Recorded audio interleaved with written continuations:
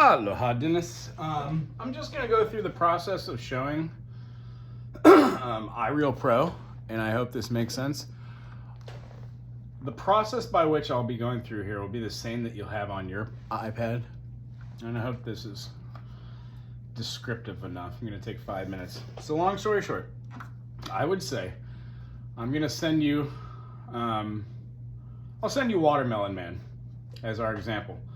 So on mine, when I get to here, when I get over to the side, I've got this little bitty arrow which allows me to have a full page. It's a double-sided arrow, one going that way, one going the other way. Okay? It's up in the top corner. So when I want to make the full page, I do that and press it. It gives me the full page. Now to get the notes, the little hat is a practice that changes the tempo and increases it every time it ends by how many you say. So at this one, I increased it by 20 so you could generally see the difference. Now watch this.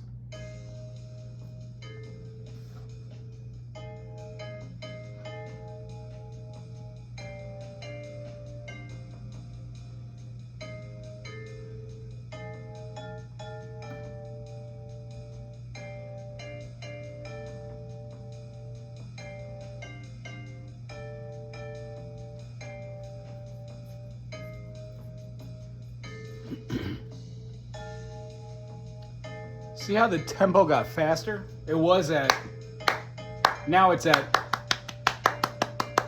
So the idea is if you practice it one way and you're doing something like,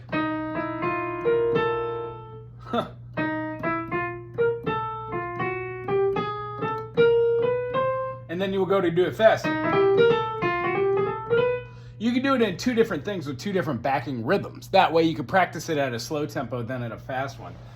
The next thing underneath there is the transition. So let's say we're doing this and we're playing through this chord the whole way through. We've got our F7, right? Here's our F7, and then our sharp 9 would have our G as being a G sharp. Isn't that interesting? So if you put it down here, it kind of sounds a little flattiness. So I like to put it up top to give it that bluesness. When it gets through the whole thing here, and then it goes to the second part, it just changed keys up a whole step, meaning it went up to G7 sharp 9. So the concept behind this practice key, which is underneath this little bitty hat, is it allows you to play something like a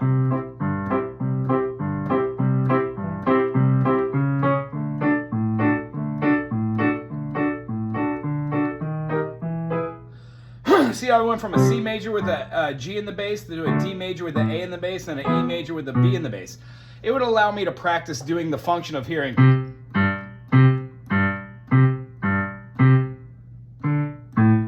That would be that exercise. So that's just using the practice idea, changing the tone, changing the tempo.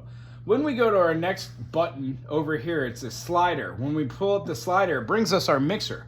This is actually my favorite part. If I was learning a song like this Watermelon Man, or let's say something fun like Waves, or Wave by Jobim,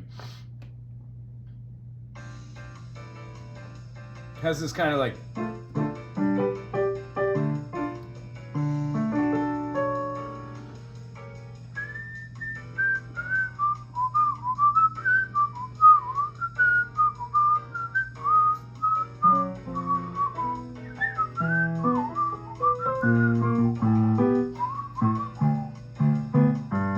so the idea is, it's a little too fast for me to play, so I'm going to go down here and change it to about 100 beats per minute and start the same thing. So I've got a D minor 7, not bad.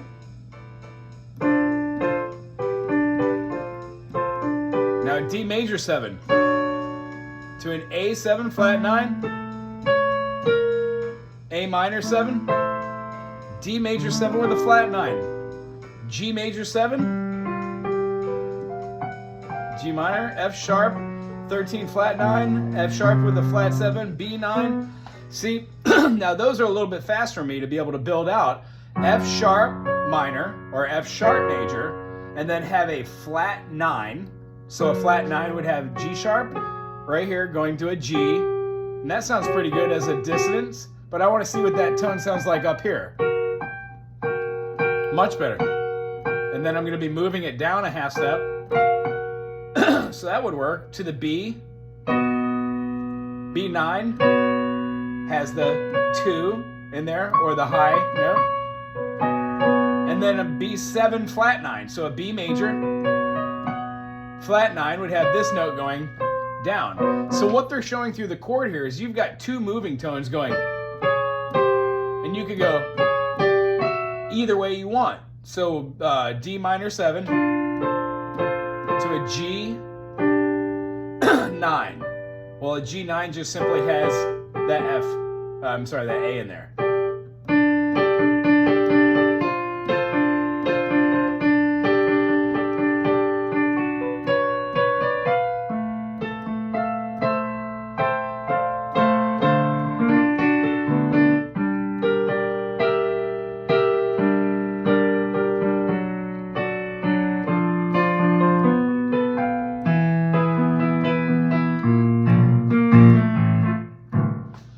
Concept is reading through here, you don't have to move at speed. You can change your tempo with pressing the BPM, beats per minute function.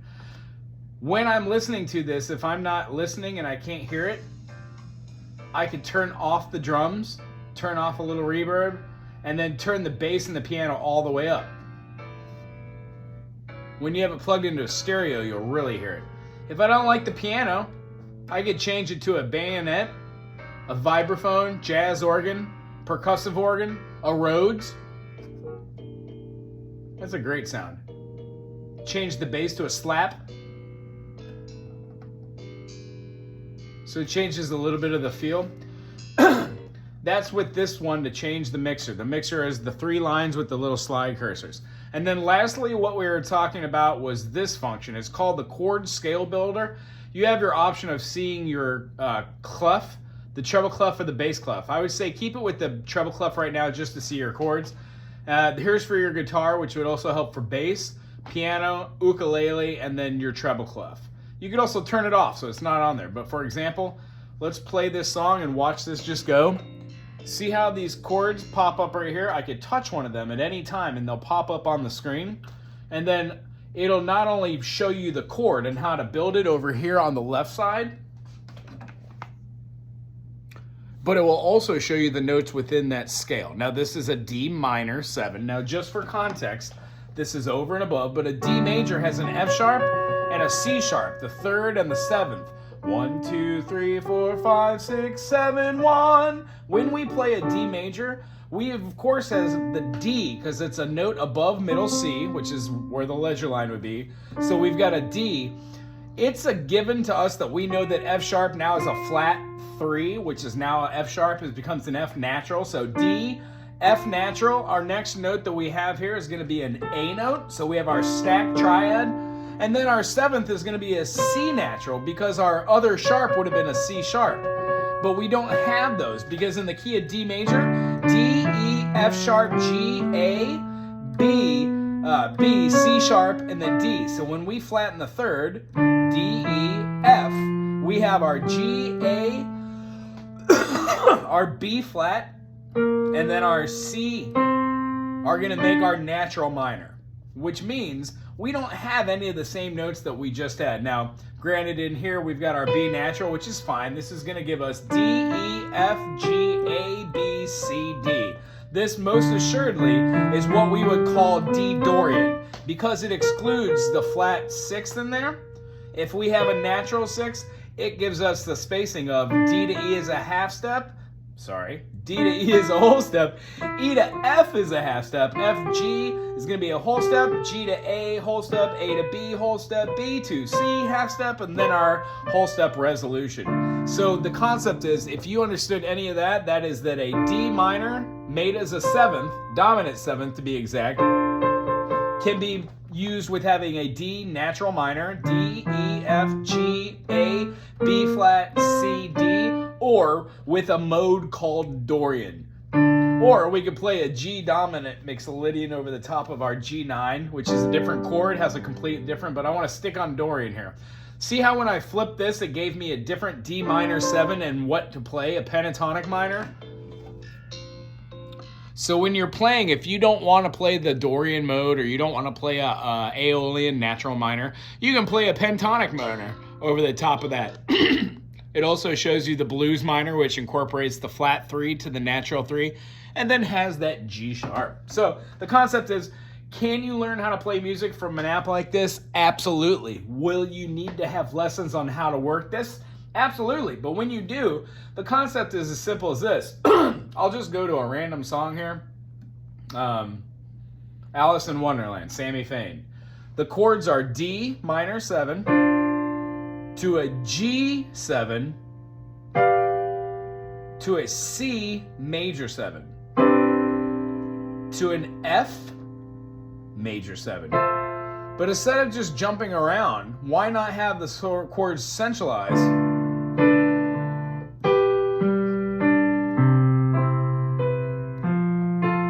See how my hands weren't jumping around? I'm using inversions. That's what this program's really great for. When I take this little button over here for the chord scales, it's the one that's the big old bar, shows you your notes on the treble clef.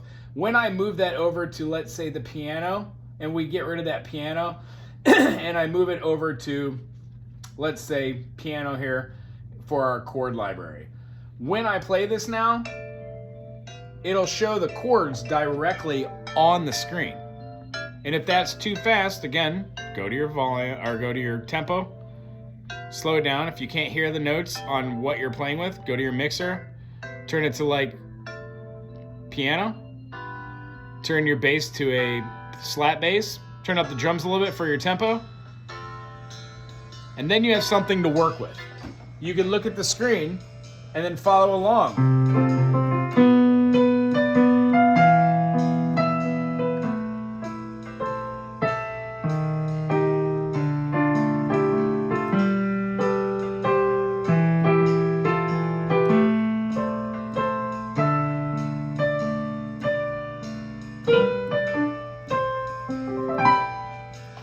And it is lots of fun, as you just saw, when you could take basic chords that we learned and mimic the piano on here. So when you do have this option, you get rid of the piano, and then you are the piano. Hear how there's no piano? I'm gonna wait for it to come around, but here's what it looked like. I'm waiting for it to come back to the second ending here.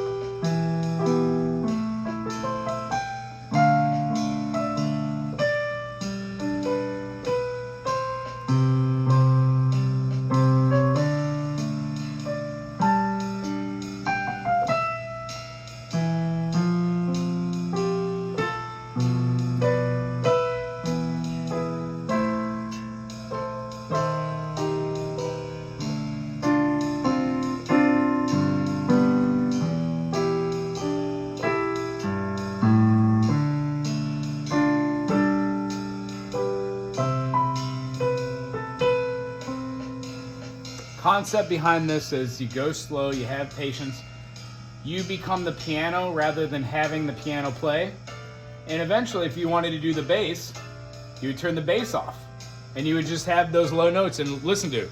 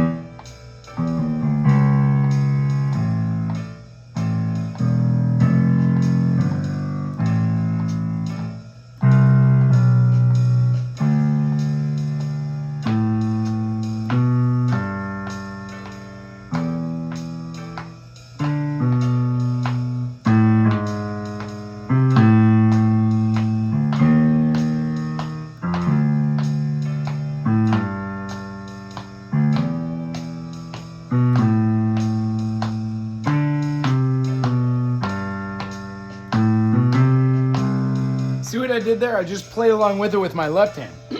So the concept is you give it to your left hand, get a little strength, have fun playing with somebody else that has the beat and the tempo, and then your other hand can practice the scales. When you get down to it, if I put this right here and put on the scales here, and we went through that D minor 7, I would pause it here on this Dorian. If you read the notes in the key of C major, no sharps, no flats, when we have C major, D minor, E minor, F major, G major, A minor, B diminished, and C, D Dorian is what you naturally get by just playing a C major scale. So when you're playing, all the melody lines are going to be made out of all these notes. When we go to this G major 7, all the notes in C major, or as we would say, G dominant mixolydian, are all the notes in C major. The only note in G major, as you know, that is not in the key of C is the F sharp. G, A, B, C, D, E, F sharp, G. Well, it just so happens that when we talk about the 7, if it was a G with a triangle and a 7, it would have had the F sharp as a major 7. But we don't have the major 7, we have an F natural, which is a G7. Right? So that G dominant 7 is all the notes that are in C major. Or, since you now know, all the notes that are in D Dorian. Or E Phrygian, F Lydian, G mixolydian, A Aeolian, B Locrian, and C major. So this is a little concept of why we learn the triads in the key of C major to express them as triads, why we see each harmony as being a major third and a minor third stacked upon themselves. And when we do that, for each one of these, we find that a major has a major third stacked with a minor has a minor third stacked with a major, and then our diminished would have our 2/3, which actually just kind of makes a weird augmented kind of thing going on. So the concept is that's a tritone, and that opens up a whole nother bag of different explanations of vocabulary words. However, I'm so super glad you made the decision today to also do bass as well. Not only will we give you a little bit more technique and understanding of the fretboard for the bass, but it will completely relate itself to what we were doing here and being able to follow a melody. I hope you dig this. I'll send you Alice in Wonderland and I'll send you Watermelon Man, and have these be your starters to just play around with. The next thing that I didn't really show here that I'll give you a secondary video would be to go here to use your plus sign, make your own cool little song. Go here to the composer, put your name in. Just gonna throw mine. You can pick your style. I always pick just the tempo, so it could change later. C major is great to write in. When you do that, press set, and then you can choose your template. You can make it A, which means A,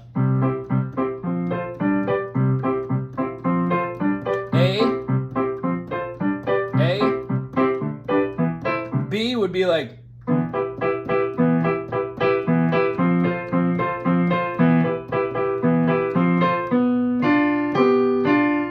back to the A. It's just a reoccurring theme that you start doing. A would be A, B would be B. It's two different things you play in a song. I happen to write music that has more than just an A or a B, but when you break it down into brass tacks, most songs are that way. So like race of angels bow to one another. That's the A section, right? And then when it gets through there and it goes to the